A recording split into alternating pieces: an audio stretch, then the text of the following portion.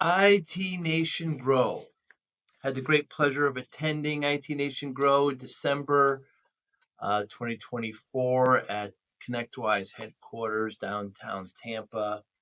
Great event. Talk about mergers and acquisition, about growing your MSP. There was buyers there, sellers there. Just a great event and a great community that's being generated from it. I had a great opportunity to talk to 10 individuals while I was there. Really great conversations, really diverse group from very different backgrounds, some MSPs, some bankers, some PE firms, some vendors, really great conversations there. And I enjoyed every single one of them. It got crowded at particular points. Some of the audio might be tricky. It was a great event, IT Nation Grow, December 2024. I look forward to doing many, many more. Thank you, all 10 of you, for your time spending spending your time with me, having a conversation and listening to my questions. Thanks again. Hi, I'm Joey Pinz, and here's my 45-second introduction. After starting my business in the 90s, I started developing poor habits of eating in my diet because of working way too much. I found myself at 340 pounds. The doctor told me if I don't lose the weight, I'm not going to see my daughter graduate. I took the next 7 months, lost 130 pounds. People ask me, how'd you do it? What's the secret? I need to lose weight. How'd you do it? How did I lose the weight? Just one word: discipline. I've had other successes in life, and I attribute them all to discipline. Now, I'm not the king of discipline, but I believe that it can help all of us. Friends convinced me to start a podcast. The podcast mission: how do we better ourselves and society? I talk to interesting people in health, fitness, sport, wellness, business, technology, science, art, and culture. And I eventually ask them how discipline plays a role in their life. Podcast vision: growth through learning from others. I want to hear your levels. What do you do for fun here? Well, I love being a dad. Yeah. So I try to not let business take over. So I try to do stuff with my boys or my girls if they're available. We're a high energy family and we're always on the go. But happily married, love Lisa. We've been together 31 years. We just talked about that yesterday. We both share a lot of personal interests. So we did triathlon racing for a number of years. Whew. And we had fun with it though too, even though we're hyper competitive. We had a lot of friends in Tampa Bay who've done the same thing. And so we did that for a period of time, and we're not doing that, but even the training feels like competition. Yes. Right? But it's fun. So if you look into the psychology of athletics and really the benefits that you can get, it's so fun just to put on music and go out for a ride or a run, or we did open water swim. So we're just, the people you're around are super positive as well. Yes, they are. And then you get all the personal health benefits that you're in shape and you sleep better and all that. Yeah. So. And you stopped doing the triathlons. Yeah, we don't do that. One of my passions that I just absolutely love about that whole cycling part, the road cycling, you're also having fun and you're in groups with friends. So the social aspect is really pretty amazing. Yes. But I love mountain biking. So, I mountain bike raced for years. So now it's just pure fun, So every Saturday there's a big group, there's a big email chain, and there's probably 4 or 5 really, really cool, hyper competitive mountain bike parks around Tampa Bay. Are there really? But when you go mountain biking, it's very creative, it's different, and you're kind of, going through the woods fast. So it's all about agility and then the piers, and then also you don't have to be in that kind of shape you need to be in to ride with the A group roadies and the road bikers. These guys will wait for you at the tip of each trail, and they're talking about life and fun and pain in life. And just before we went out on a ride on Saturday, we've got a group, a guy in the group, Tom, he's 75. He's just an amazing athlete. The guy's unbelievable. Well, his wife's dying from cancer. So one of the guys in the group, he's a doctor. anesthesiologist. His name is Thor, an amazing athlete. He gave us an update on Tom, and then another guy in the group said, we need to stop and pray for them. Can we all kind of pull together and pray, whether that's your bit or not? Sure. And I thought, oh, Stephen, that's beautiful. Yeah, let's do that so that we can support them at what they're going through. So it's just a fun way to kind Humanity. of connect with the community, and you feel like a kid too when Right. you're doing it, because Yeah, it's 'cause just you're so riding a fun. bike. It's so Yeah. fun. Yeah. It's like a guilty pleasure. We really have fun doing it. And are any of the bikes mechanized? You can't have any motor. So that's so interesting. They do have e-bikes now that are both road bikes, they're mountain bikes, they're hybrids. And so there's some controversy Wow. because the guys in our group, there's probably 50% of them have both now. Wow. They call the one that's not an electric bike is the acoustic, like an acoustic Yeah, guitar, yeah, right? yeah. But the guys that are on e-bikes, you can tell because they never stop talking. The rest of us are out of breath. We're there for the health of it, and getting better and building our lung capacity and all that. But, it's a natural governor to the speed and danger, whereas these other guys, it's almost like a motorbike. So they come at you in amazing. the trail way faster than the other guys. Right, So, of course they do. So Yeah. it creates a little controversy. Yeah, how technology just becomes a part So of everything. wild, isn't Yeah. it? So wild. Yeah. Yeah. So we're here at IT Nation Grow, downtown Tampa, ConnectWise headquarters. What's some of your goals here, Sam? So we are locally owned and operated, 25 years in Long business. time, yeah. We've got a great team, an amazing team that's really growing now. Our kids are getting older, so we're also growing through acquisition. So a lot of the smaller MSPs in the Tampa Bay area have joined Big Sur over the years. We've had 4 acquisitions in the last 4 years, mostly from 2020 through 2022. We took a break to ingest of those acquisitions and become a better company. Through the acquisition, a few of those owners and just team members have joined our executive team, and we've created an amazing acquisition engine, really. So now we're looking at some larger acquisitions going into 2025. It's just a part of our growth. So, looking at natural organic growth, we've been consistent at 10, 12, and 18% over the years. Wow. But the acquisition growth, you can really jump up and add 30, 40 to 75 or 100% growth through acquisition. So Incredible. yeah, so I'm here to pick up tips. I'm here to learn and perfect the practice of that. And just deepen the relationships with a lot of these guys that I've already met. Talk to me about the transition of just becoming an MSP to an MSP platform. It's I know it's interesting. Like, we've done it. We didn't think about that. Right. The term platform has really become something exposed to us in the last 2 or 3 years. But we really are a platform for the smaller MSPs, in that I'm a business-minded person. I'm fascinated by tech, but I didn't come through the tech side of it. So I've always come through the sales and marketing engine of a lot of the products I've supported and sold personally over the years. So I think I've probably sold more Compaq and HP servers than anybody on the planet. Certainly, I feel like I did. So I came through that side of the business, but have always really embraced and loved mentoring and being a mentor myself and someone who's been poured into by other great leaders. I just bring that part to the business and have wanted to run a better business, but really didn't even really figure that out here until the last 2 or 3 years, Joe. Joining Evolve and getting in a peer group that was really tech focused. Oh my gosh, man, I've just learned so much, and I didn't realize how much more there was to learn.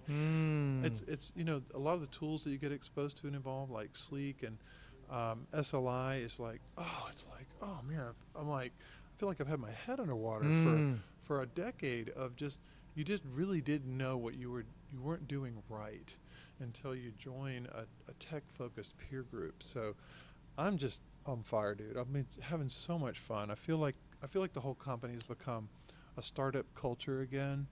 And, with the startup culture, you're really open to everyone's ideas and creativity. You just really, you're just so hungry for knowledge, and everybody on your team has a seat at the table, to the point where I kind of drive people crazy sometimes, because I really just want to hear from everybody. Like, what's going on? What's going on in the help desk? What's going on with the level 2s and the projects? What are the barriers? What can we do to remove barriers for performance? And the whole person. So I'm big on goal setting, and I said that, like the mentoring, the whole person comes to work.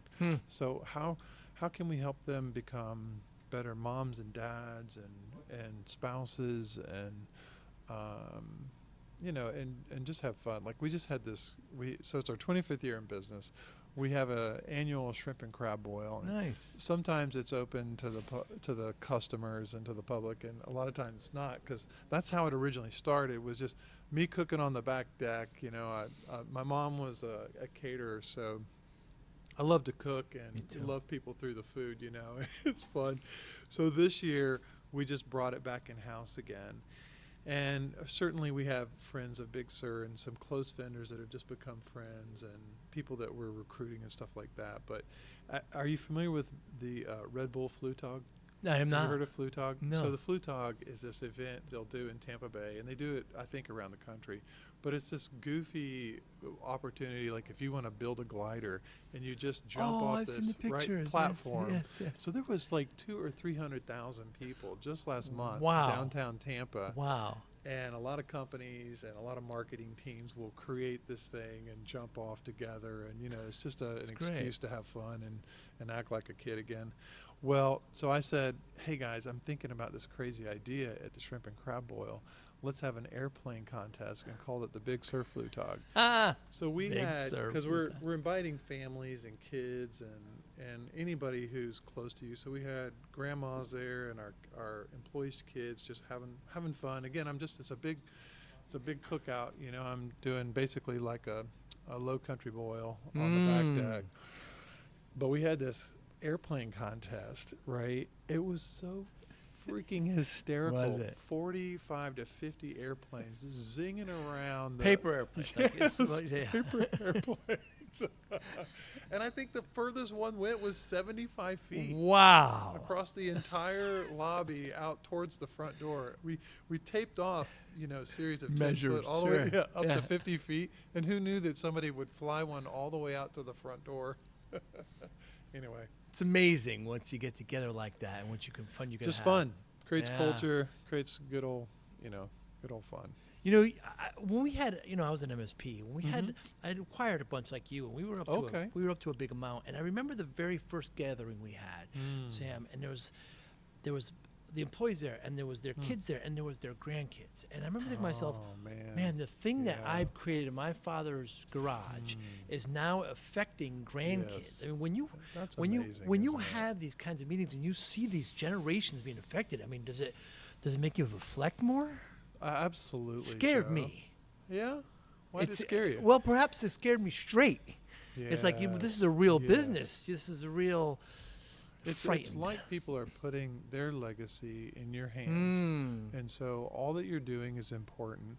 And it can. I think it probably could make you hesitate. But I anymore, Joe, I mean, we're just of that age where, okay, well, just be self-aware. Like, is there anything that I'm doing that is not sincere?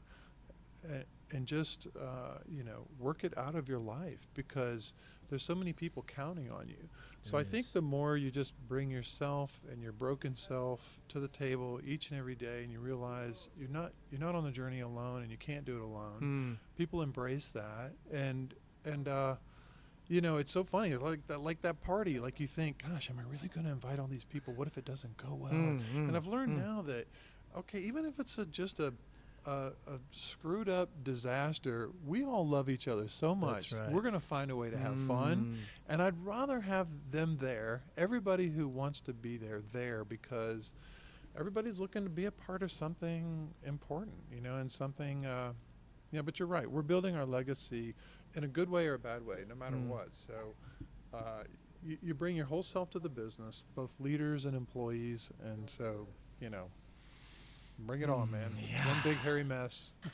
And Legacy, you just shared something with the group, Sam, about a company that you were looking at, you want to acquire. You want to share that again? Yeah. So last year, and kind of heating up the acquisitions, I had gone to a conference over in Orlando, and I was asking for some leads and referrals. And sure enough, there was a company on the list, and I thought, oh, that sounds familiar. So I went back and looked it up, and I thought, oh, I know this guy. Like, he's an old friend. And so I got back together with Steve, and we got reacquainted. And for several months, we kind of talked about what's the legacy and what's next and what's he going to be doing with the business. And, before you knew it, he was like, yeah, I'm a great tech, but I've even thought about bringing in a general manager to run the business side of it. Sounds like you've got that part together. Why don't we get together? So we were pretty quickly moving towards acquiring his company, and he was going to come to work at Big Sur, which has been the status, operandi for a lot of small companies that have worked with us. If the owners really have a great skill and got a lot of gas in the tank, they just come on board and we let them do their thing. So we met one last time before Thanksgiving, and Steve was a underwater photographer, and he was going on a bucket list trip to Indonesia. And I'm looking at him. I said, Steve, remind me how old you are? He's 66. And I thought to myself, should I just say this? You got to just say this. Steve, what have you thought through legacy and last will and testament and documents and things like that? Diving is dangerous. Yeah. I just wanted to say it to him, even though we were going to finalize our deal when he got back in December. And he said, well, this is a part of it. This is a part of it. And I thought, well, I wonder how far he's gone and all that. So anyway, so we go through Thanksgiving and come back first week of December. I don't hear from him, and I'm like, okay, it's weird. Even if the deal was off, he would tell me. Right. So I start to reach out to his employees, and I find out that Steve had drowned on the first day of diving in Indonesia. And he had drowned and died, and I just thought, oh my gosh, man. I wasn't prepared for this. Is he prepared for this? So I just said a quick prayer and said, gosh, now what am I here for?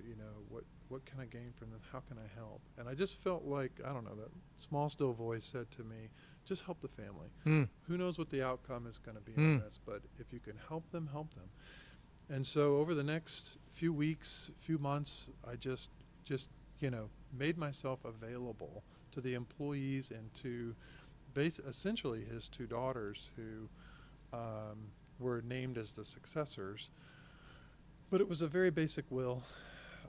There was no direction of assets in his will, and so they couldn't do anything. Wow. And so over the next 4 to 6 months, the whole company just imploded and went away.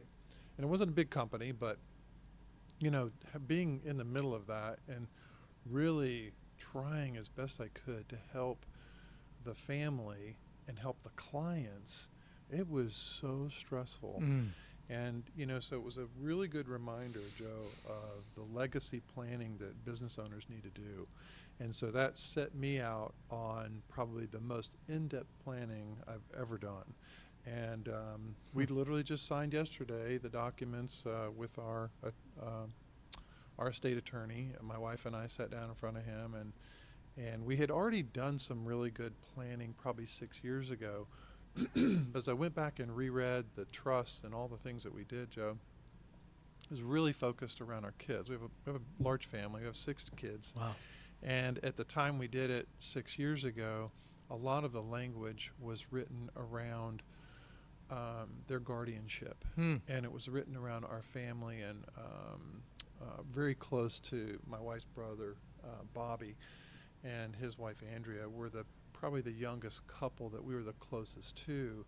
And, okay, so let's write this around, if something were to tragically happen to my wife and I, that the 4 youngest kids who were under 18 at the time would be taken care of. Now they're all above 18. And so, so you go through different phases in life, and I thought, okay, now it's time to really write it around the legacy of the business, and went through the most in-depth planning I've ever done, so that if something were to happen to me or to both my wife and I, that we have now a trustee who could just pick up the whole documents and take over. Wow. All of the power, whether it's check writing authority or anything, can go to the leadership team and go to a trustee that will fully take care of the business. It was really, really hard work, but I feel like, without a doubt, it's some of the best work we've ever done, and everything will be taken care of. So, anyway.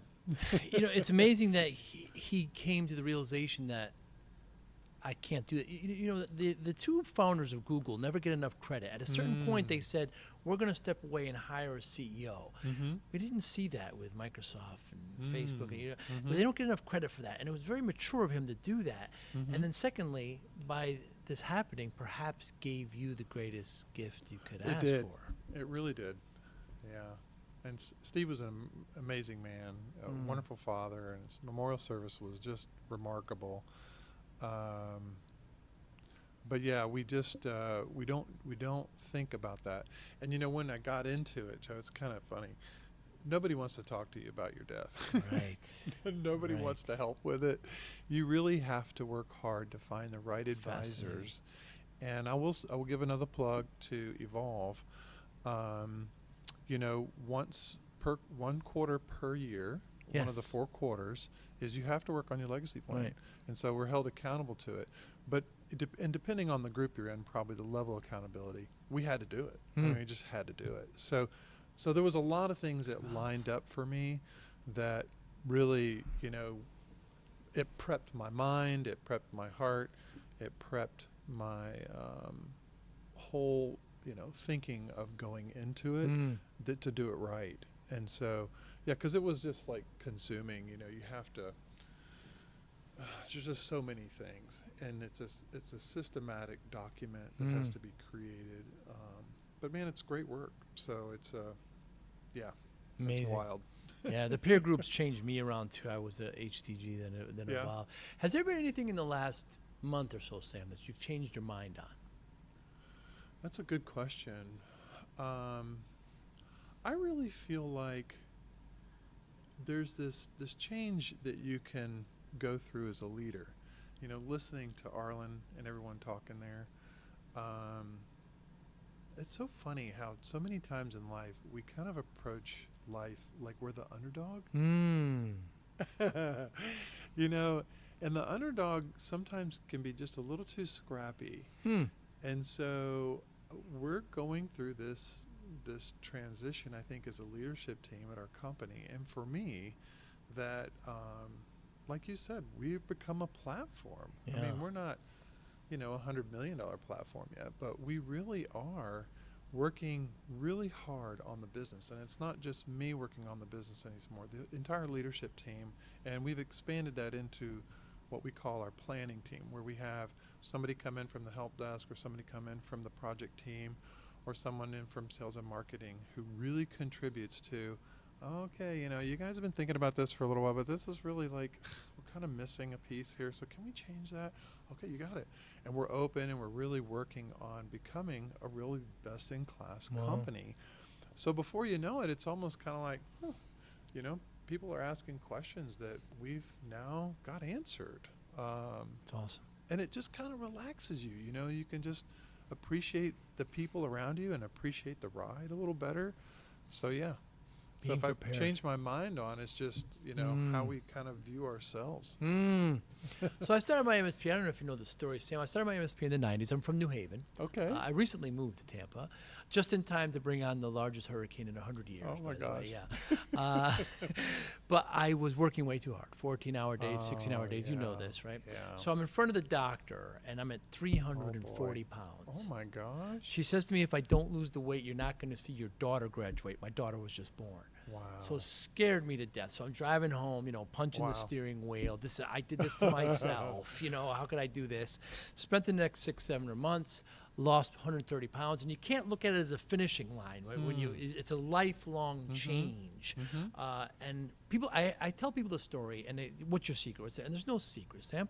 discipline. That's how I lost it. Discipline, Just yes. willpower, Right. routine, a couple other elements, but all really under the discipline umbrella. How does discipline play a role in your life, Sam Sandusky?